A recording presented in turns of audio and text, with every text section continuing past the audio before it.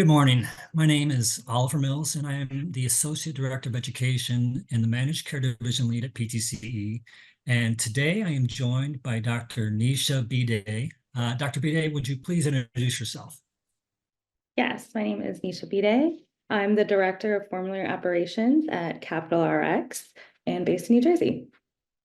So just last Friday, the FDA approved the first interchangeable high concentration citrate-free biosimilar to Humira, or adalimumab. And in 2023, there were 9 adalimumab biosimilars introduced to the market, with I think 3 also having interchangeability designation. So with the increasing number of biosimilars entering the market, how do you decide which ones to prioritize, which ones to include on a formulary, and what type of factors do you consider? Yeah, absolutely. So we are constantly monitoring not only the pipeline, but existing biosimilars in the market. We look at a plethora of factors from how the product was approved, whether it was interchangeable or a biosimilar. We look at manufacturer support for both prescribers and patients via their delivery systems or the design of the medication, as well as patient assistance programs, and if the manufacturer's done any switching studies. We definitely look at utilization across our book of business today. So if members today are on a citrate-free or are on the high concentration, for example. So we're looking at current utilization as well when looking at other options. We look at manufacturing and supply chain issues as well, as we've seen in the generic market and other spaces where there's been shortages once we've switched to a particular product. And then finally, of course, there is the kind of economic or financial considerations that we'll take into play at the end. So speaking of interchangeability, what factors do managed care pharmacists consider when assessing the interchangeability of a biosimilar with the reference product? We look at the studies that they submit to the FDA or publish associated with the interchangeable designation. So as part of their approval process, the biosimilar has certain requirements, but the interchangeability takes it to the next level where they have to support with additional evidence. And so we'll review that evidence as part of the review. And we do take that into consideration, as we've seen with Humira, I think, and maybe the insulins. So we haven't seen as much with some of the other biosimilars. We do take that absolutely into consideration as part of the evaluation process. So in your experience, what are some of the key challenges and opportunities associated with the integration of biosimilars into the managed care formularies?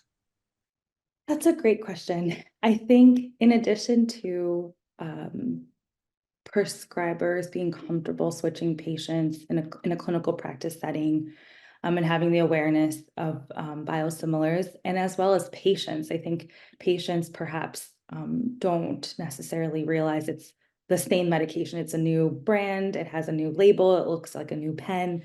So I think partly one of the challenges is the awareness within the community. But I think also the other challenge with Humira is that there's so many different options out there with so many different differences between those different products that it has taken time for the market to kind of see which ones are coming out, how they're priced, how they're launching in the market, whether they're tying up with certain pharmacies or certain organizations to white label, things like that. And so I think one of the challenges too there is just understanding how the different options are going and how they're going to be stocked across the country.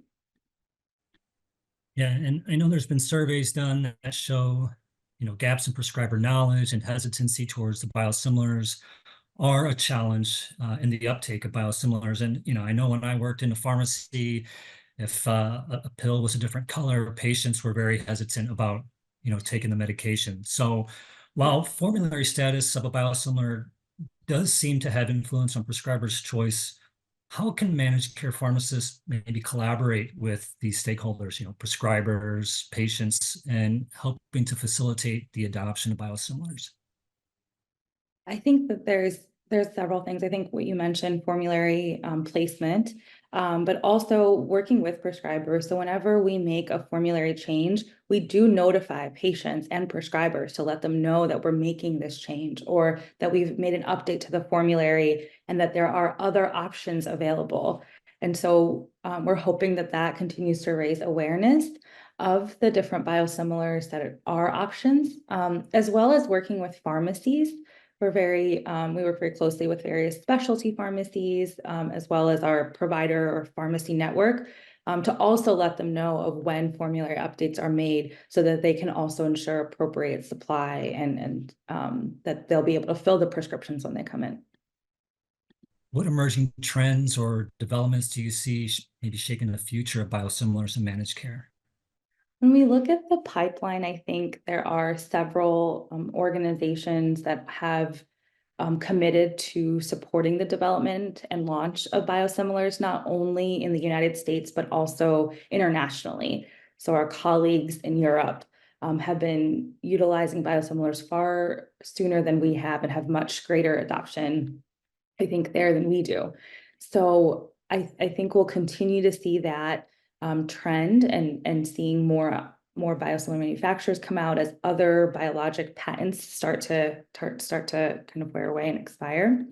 So I anticipate growth, but I also anticipate some competition and seeing the trend, the price trend or the financial trend go down in this country. I think that there's definitely opportunity there where some products have an opportunity to really bring costs down for patients, for health plans, and everyone involved across the healthcare industry. I think the other part perhaps is that as a managed care organization, we're going to continue to evaluate. So it may not be a situation where we just pick, one or two biosimilars from a formulary. I think it's going to be a continual development and review, maybe every 6 months, every year, to make sure that we're continuing to support our patients, our providers, and our clients.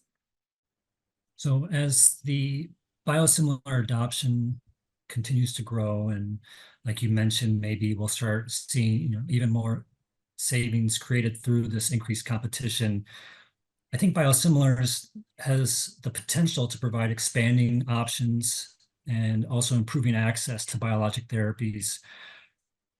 But there are still disparities in access and utilization across different populations and healthcare settings. So how do you perceive the role of managed care pharmacists in addressing these disparities in access to promote, maybe promote equitable access to biosimilars on a broader scale?